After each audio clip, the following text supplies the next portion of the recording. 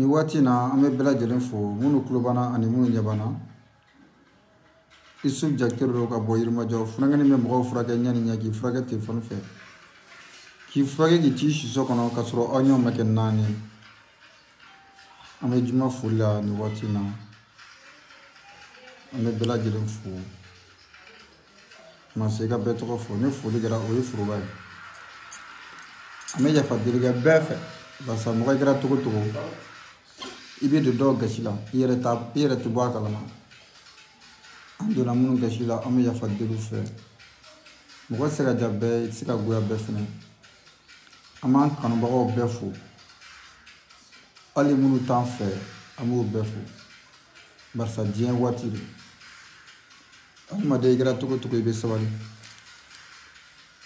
Ne de bɛ furakɛli kɛ ɲɛ ni ɲɛ k'a kɛ nɛgɛjuru sira fɛ k'a kɛ diɲɛ sen naani bɛɛ fɛ. Hali ni ko tiɲɛ tɛ an ta ye kunu fɛ kun de sisan k'a fɔ ala tɔɔrɔ wuli ka bɔ jɔn kan ala bɛ sɔn ka tɔɔrɔ wuli. An ta tɛ maliko ye an ta tɛ i bɛ yan o ye ti yan ayi i bɛ diɲɛ sen naani fɛn fɛ k'a fɔ ala tɔɔrɔ wuli ka bɔ karisa kan ala bɛ sɔn ka tɔɔrɔ wuli ka bɔ olu kan.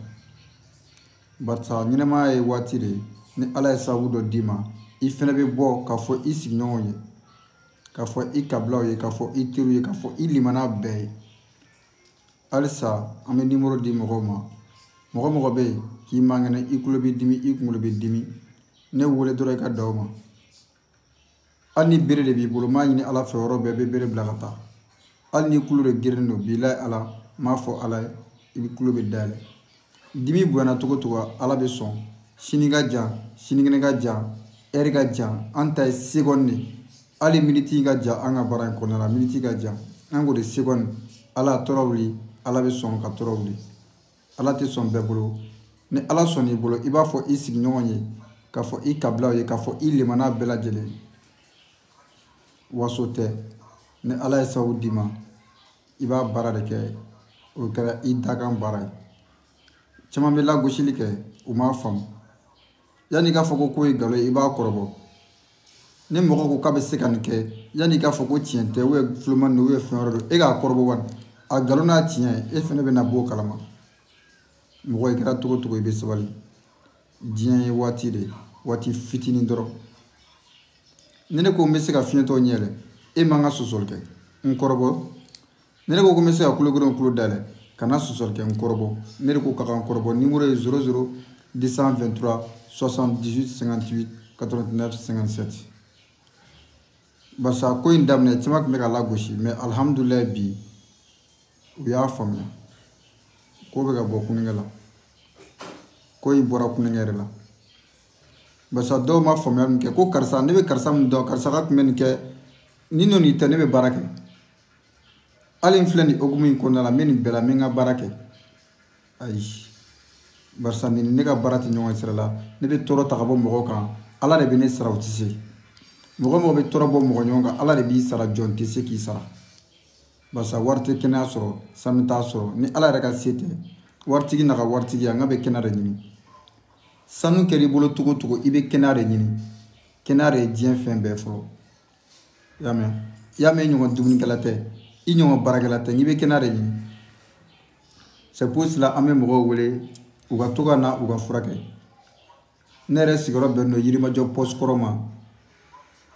N'i sera Yirimajɔ poste kɔrɔ n'i ko ko funankɛni bɛ mɔgɔw kulo dayɛlɛ ka fiɲɛtɔ ɲɛ yɛlɛ ka bobow la kuma u bɛ yɔrɔ yiri la n tɛ mɔgɔ dogo. Halisa an bɛ numéro di mɔgɔw ma numéro ye 00 223 78 58 89 57. N'i y'an kongo sisan an bɛ ala jɔyɔrɔ yiri la. An taw ye kɛnɛkan ko de sini ka jan sinikɛnɛ ka jan ciyɔrɔ bɛ mɔgɔw la mun tɛ nin fɛnɛ ye. I b'a sɔrɔ amina ko dogolen bɛ dɔw la mun tɛ kɛnɛya yɛrɛ sira ye mɔgɔ degunnen don degun bɛ bɛɛ da la. Dɔw ta ye ko wɛrɛw ye u tɛ se ka fɔ ligne sanfɛ. An bɛ baara bɛɛ kɛ baara caman bɛ yen mun tɛ ala ko taw ye an bɛ baaraw kɛ mɔgɔw ye a bɛ jaabi fɛnɛ mais k'a kɛ kɛnɛ kan sisan bɛɛ b'a ye awɔ. N'i ko nkalon don i bɛ taa YouTube kɔnɔ i bɛ yen n ka pages bɛ yen n ka pages bɛ yen Mali ɲɛta wuli waati o ye ne ka page de taa n ka video lajɛ a nkalon n'a tiɲɛ e fɛnɛ bɛ bɔ a kalama awɔ halisa ala ka ɲɛ ka d'an ma an mago bɛ bɛɛ ka dugawu la n'an donna mun gasi la o bɛ hakɛ to parce que a kɛra cogo tɛ i tɛ se ka ja bɛɛ wa i tɛ se ka goya bɛɛ fɛnɛ adamaden a ma dabɔ bɛɛ ka sɔn anw yɛrɛ a ma dabɔ bɛɛ ka sɔn minnu sɔnna an bɛ baara kɛ n'olu ye a bɛ jaabi fɛnɛ kun faya kun de don an ta awɔ sini ka jan sinikɛnɛ ka jan sisan taara fata ɲini ka ala deli a ka ala ka degun bɔ mɔgɔw kan sisan ala bɛ sɔn ka degun in wuli n balimakɛ n balimamuso ko bɛɛ tɛ nkalon ye i tɛ se ka nin kɛ o n'a tɛ se ka kɛ o tɛ kelen awɔ e de tɛ se ka kɛ mɛ kan'a fɔ k'a tɛ se ka kɛ ko mɔgɔ bɛ se k'i t'i sigiyɔrɔ la cogo di ka mɔgɔ wɛrɛ furakɛ Faransi ou Amérique ou États-Unis ko bɛ se ka kɛ cogo di